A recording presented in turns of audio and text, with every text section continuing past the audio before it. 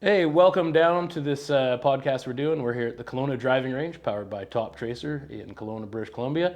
And I'm Tyler the golfer, and we're sitting down with Steve Lawrence, one of the instructors down here. So, Steve, how long have you been instructing for? This will be my 24th season. 24. There Yeah, you go. And you were here for one so far, and this is round two. that's right. This is the second year here. So I was in Alberta for all the other years in various places, but mostly in the Edmonton region. But yeah, started here basically from scratch. It was a good summer and looking forward to it being absolutely jammed moving Yes. forward. Yes, it definitely will be, especially with the Top Tracer stuff and all the discounts we got going on. So, if you do need instructions, we will we'll have the stevelawrencegolf.com in the description below as well. I guess one of the things we could talk about is like how do you get started for the season? How does somebody like me, I haven't done anything all winter, how to get started?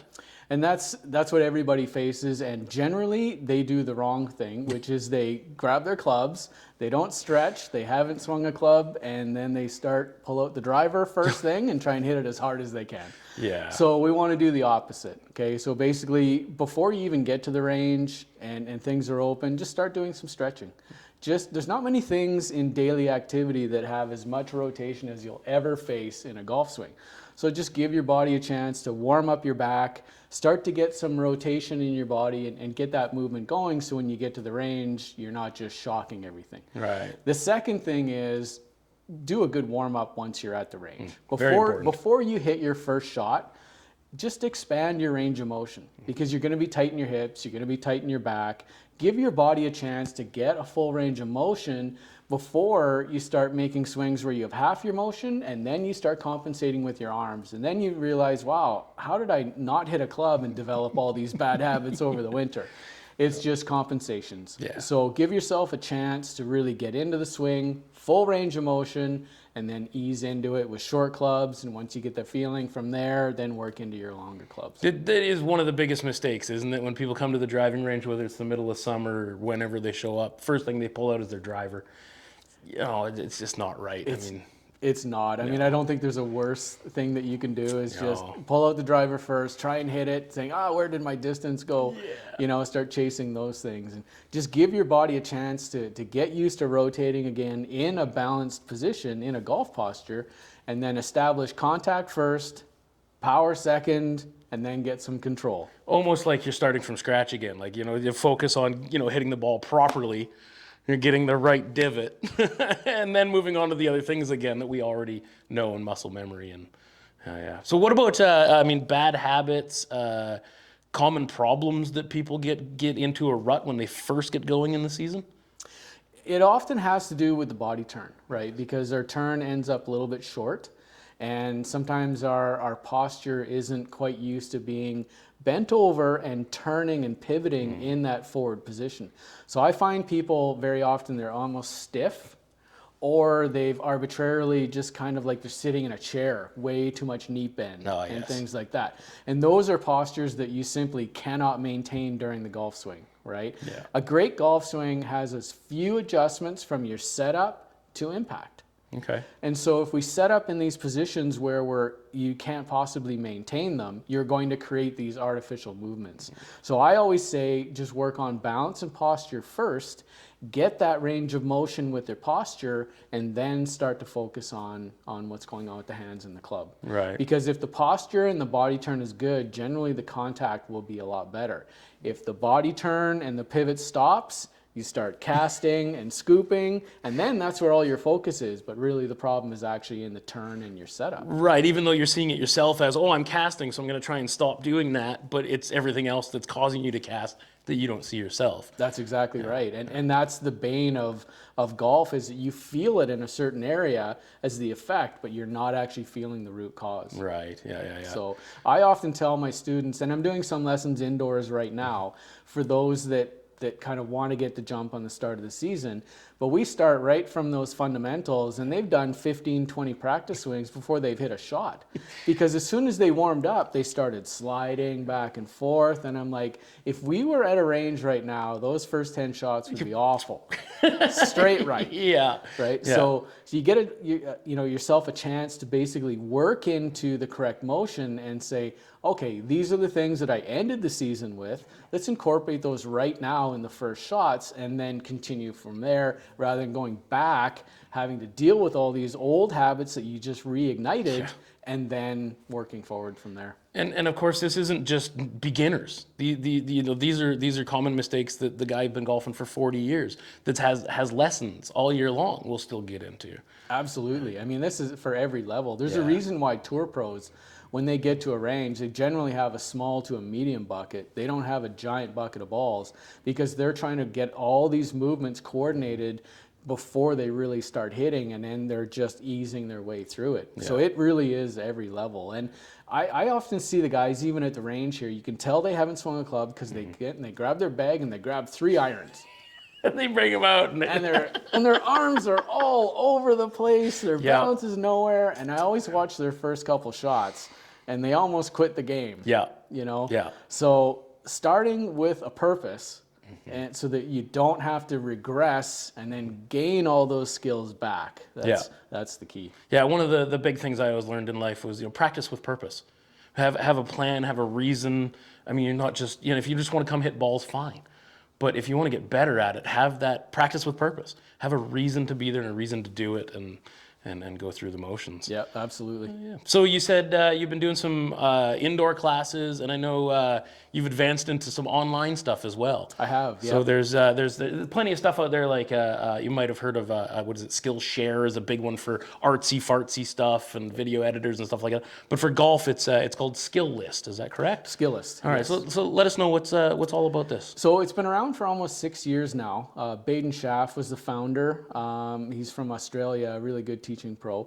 And basically, he wanted to develop a tool where he had a very good analysis tool that he could use while teaching lessons, but then a place to do videos, house those lessons, and then be able to do some personalized recordings. So he developed this app basically. There's some of the best teachers in the world are on there, like Stephen Ames, his teacher. He's probably the most active on that site. But there's Victor Hovland's coach, Brooks Koepka's coach. It's changed instruction in the way that you don't have to be in the area of that coach to get a lesson. Right, which makes a big difference for sure. It does, Yeah, it does. So I've been teaching some people in Australia, Nice. Some in Phoenix, a few in Mexico. And it's, as long as you have a good instructor that can diagnose the source of the problem, then you basically, I would just do an analysis video of their swing, and then I would incorporate their examples of my swing or other tour pros and do kind of a lesson that way. And then I would also record a personalized recording showing drills and explaining things in detail. And then the other aspect is the live Zoom lesson. Oh, nice. So they basically have a tripod, they set it up, and it's like I'm right there. Oh, awesome. So we can go through all the things from the video, and they'll always have lots of questions. But what's the difference between the in-person lesson is there's more contact online. Right. So it's generally by a subscription. Okay. You can do singles or a couple lessons. Most have a subscription. So they can send in as many videos as they want. And then they get each week you have a live Zoom lesson. So you end up having a little bit more contact back and forth. Okay. So rather than a lesson that you give in person and then you don't talk to the person for 3 weeks to a month, this is different because you're communicating almost every day. This sounds really good because, I mean, again, you show, like, I take a video of myself with my swing and I send it to you and you take a look at it, and I'm assuming I do like a front and a back, or I can give you whatever angles that's best to see. That's right. And then you analyze it, so then you're sending info back to me, and then we have a Zoom class. And once a week and anywhere you want. So like you said, I mean, being in constant contact with an instructor, that's fantastic. Yeah, it really is unique. I mean, like even in my lessons here in person, I always have a voice summary of the lesson from my student and a video summary, or sometimes both. Okay. Right? Now it's a step above that, because I'm texting the student if they have a question. I'm getting more feedback. Right, And okay. as a golf instructor, the more feedback I have, the better coach I can be for that person. Very true. And in a relationship like that with the coach and student, to be able to send you information versus waiting to come and see you in person. I got another lesson in 3 weeks. I got to remember this stuff. And then you get here and you walk up to your instructor and your instructor says, hey, how's things been? And you forgot half the things you remembered that you need to get fixed. So you're like, oh, it was great. I played well, because we're all trying to, stroke our own egos. Yeah. But, so if you have that, the guy out playing goes, oh my God, that's terrible, sits down in his car after the round and texts you and says, hey, I did this wrong. Yeah. Right, so you have that communication. That's fantastic. It really is. And there's other tools that now are available, and I'm going to be using it this summer here as well. It's called Hack Motion. Okay. And it's actually a wrist sensor. Oh, nice. So it gives you data for what your release is actually doing through the shot, because there's 4 different PGA Tour style releases. Right. And they're very different from each other. And so that's sometimes golf instruction is trying to fit a square peg into a round hole.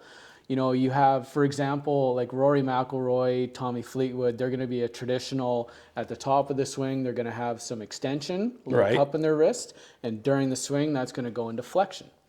And then you have the complete opposite to that. Victor Hovland, Dustin Johnson, John Rahm, that are flexion into extension. Yeah. And that's a modified scoop release. Okay. So now you better have a body pivot to be able to handle that. to be able to handle that. Or that ball could hook so much it could come back around and hit you in the head. Right, exactly. Right? So fitting those fundamentals for the different students critical. Now you have Hack Motion, where a student can actually wear that for an entire round, and you get the data input on every shot.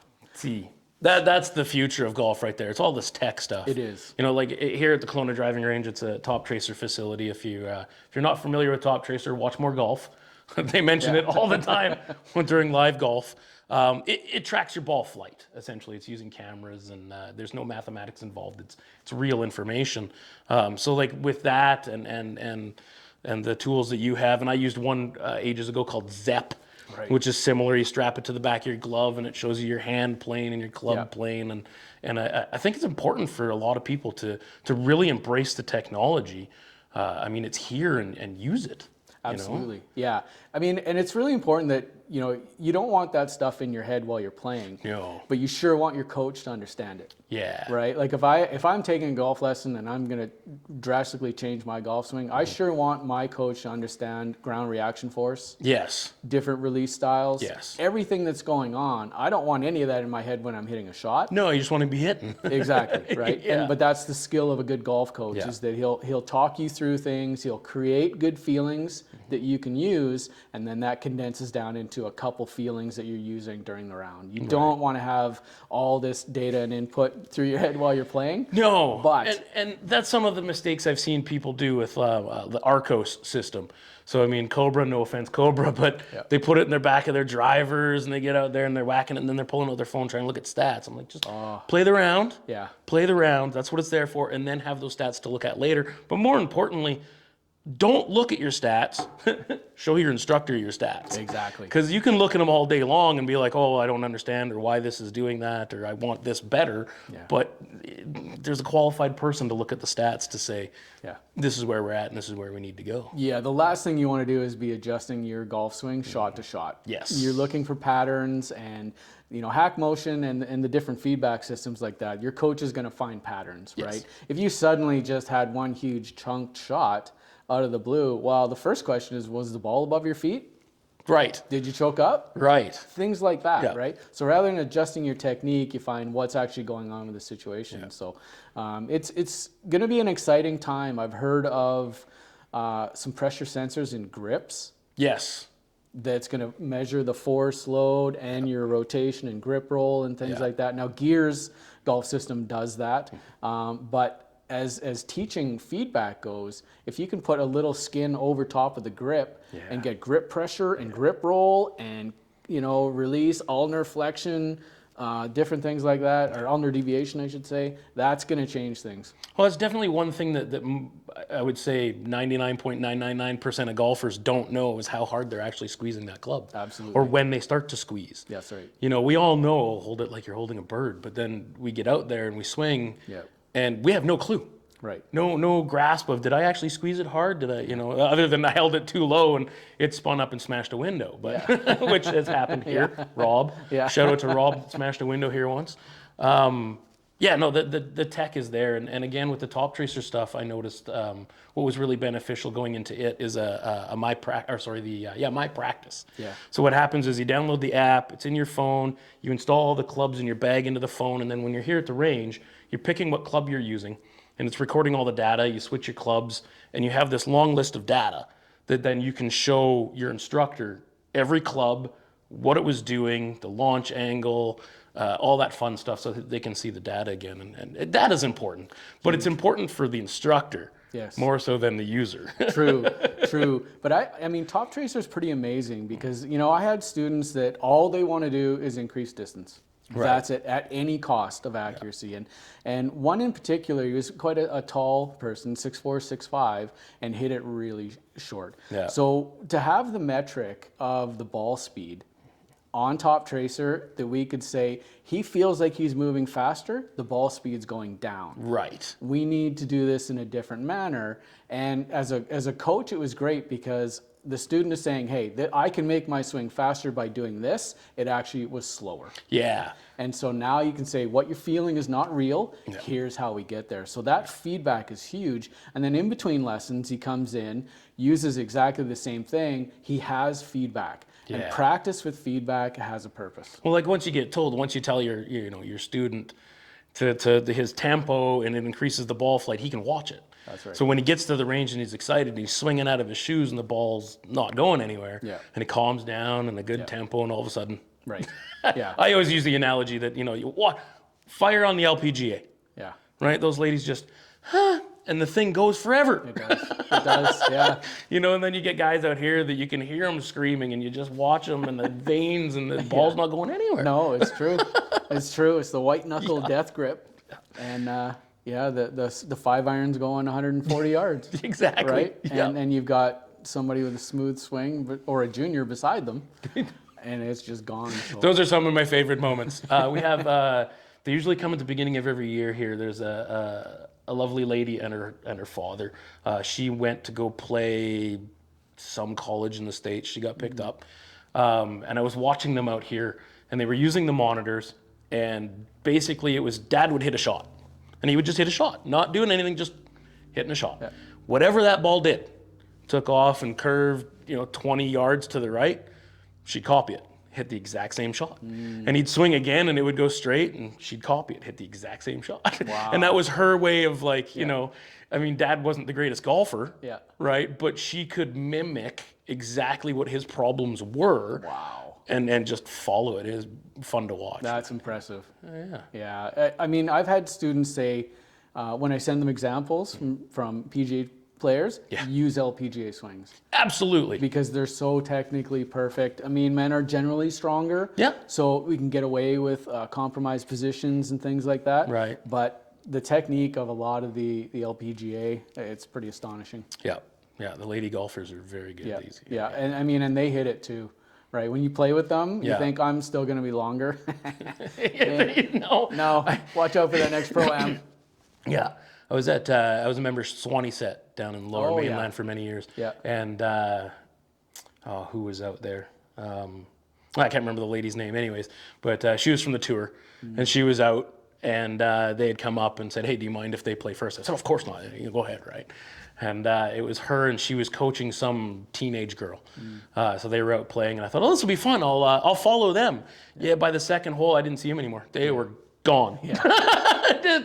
I couldn't keep up. Yeah, it's pretty amazing. I had a chat one time with Annika Sorenstam nice. at a PGA Tour event, and I asked her, I said, what's probably something that you hear about putting that's really important that you rarely hear about?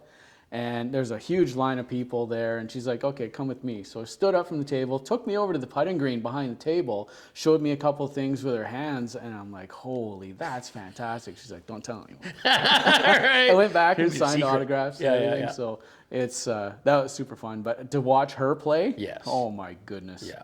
It's just every shot was just absolutely on a laser, wicked control. Yeah. As a sight to see. Yeah, yeah.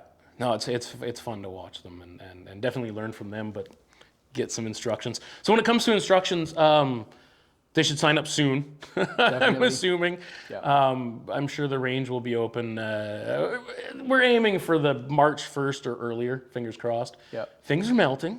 They are. We had another cold snap, but it's getting warmer. It is. Above zero during the day. Yeah, yeah, exactly. I don't think it's going to be long once we get a good warm week. Yeah. It should be good. But the calls are starting to happen now. Good. So for those that are really keen, you can get some indoor lessons. Yes. And the skill list, if need be, we can get some online stuff going on. Yeah, exactly. Even just a few swings just to kind of in the backyard. Yeah. Right? Things like that. So we can kind of get moving anytime you want. And then as far as once this, range opens, phone or text and get things booked because it does fill up very quickly. Extremely. Yeah, we notice here every spring it is as soon as we open the gates, it's a flood of people nonstop and the lessons are signing up left, right, and center. Yeah, exactly. Yeah. So and it's just, give yourself a chance to have a great summer and start with just one lesson even.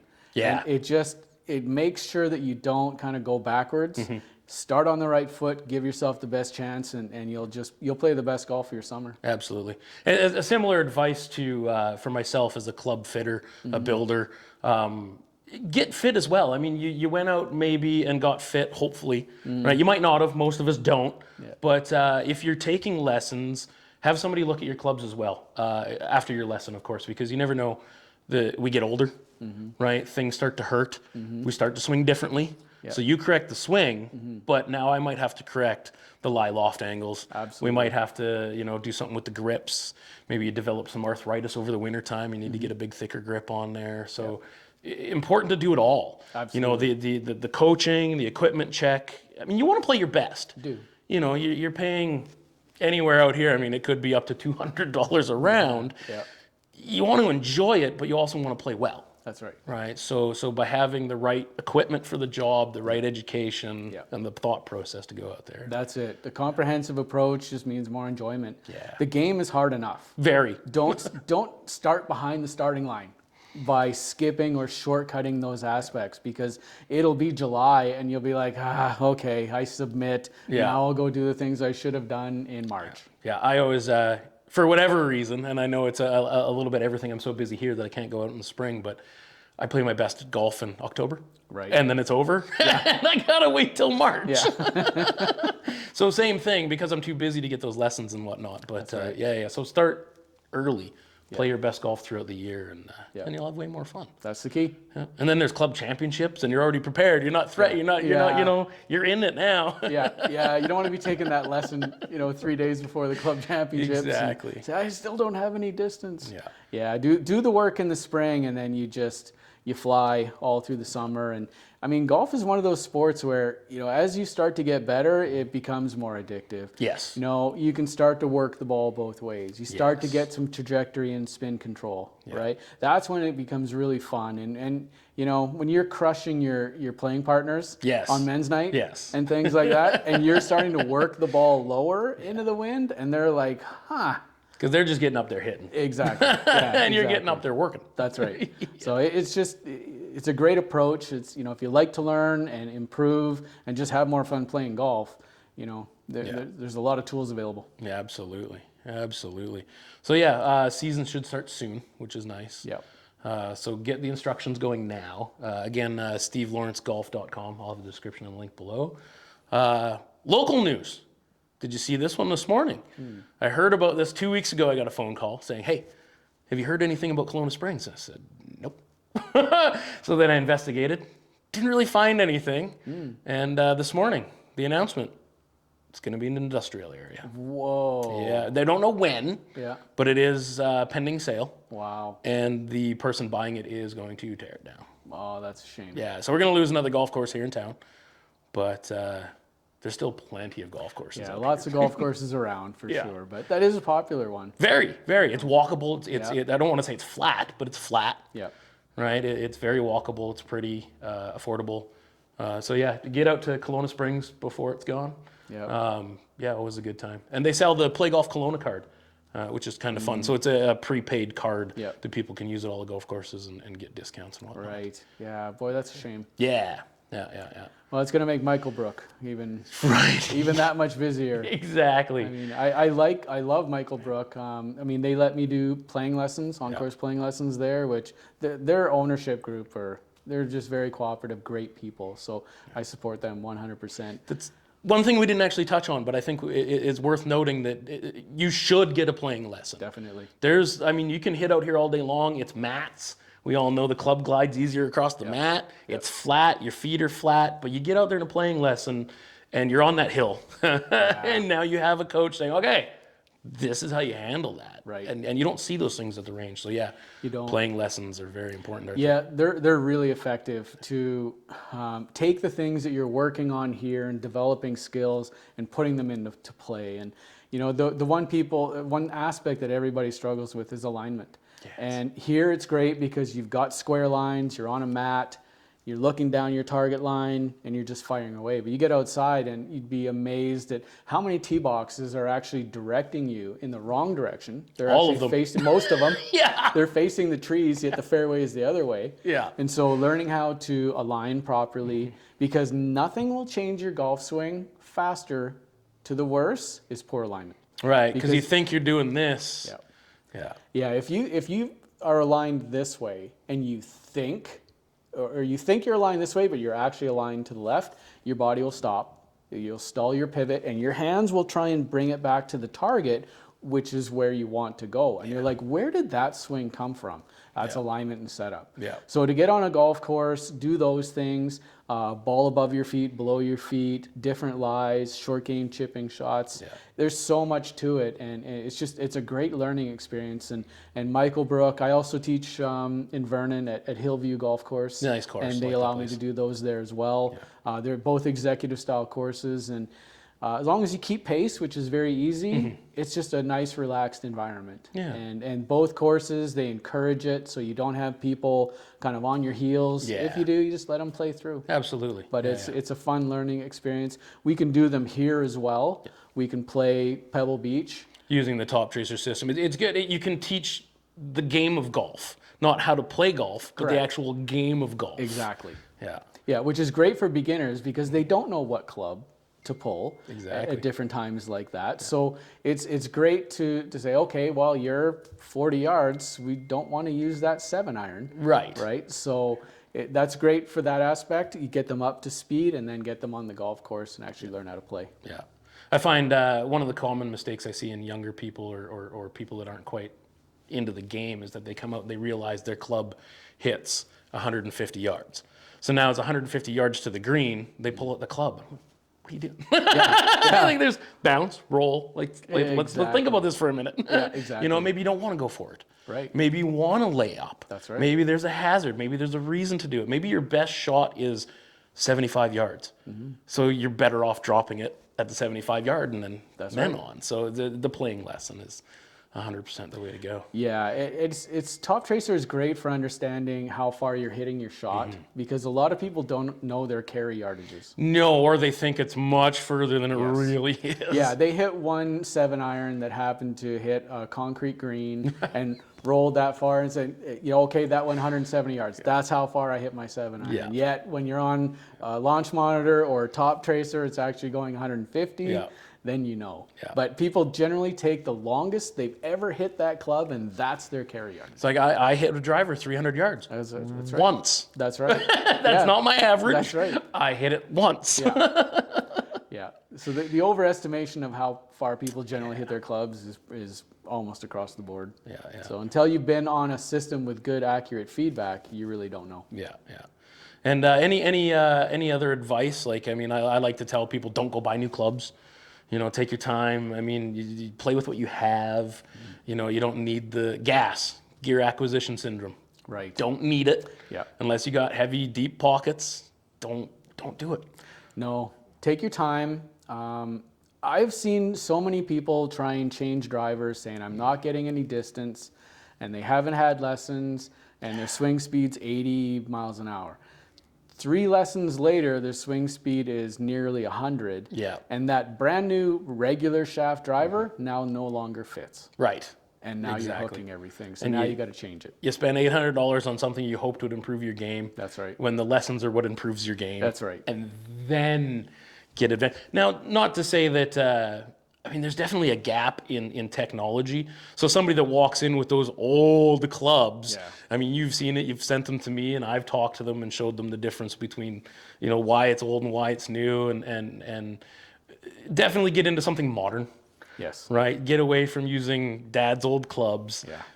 They were great back then, but that was the best they had back then. That's right. Yeah. You know? Yeah. The technology, if it says Ben Hogan on it and they're leather grips, you're Yeah. due for an upgrade. Exactly. So use the good technology. You know, make sure it's a cavity back iron. Yes, and speaking of the cavity backs, there is players, there's quite a few on the PGA Tour that are using cavity back irons instead of a traditional blade. Yeah. You know, if it helps them. It's most now. Yeah. Yeah. The blade players, the pure ball strikers, your Adam Scott, Tiger Woods, they're always going to play the blade. But if you look at guys in the top 10, I'd say probably half of them now have a bit of a cavity back. Technology's great. Yeah, it really has changed. And, you know, the blade, and I still have them. I'm going to change them out soon.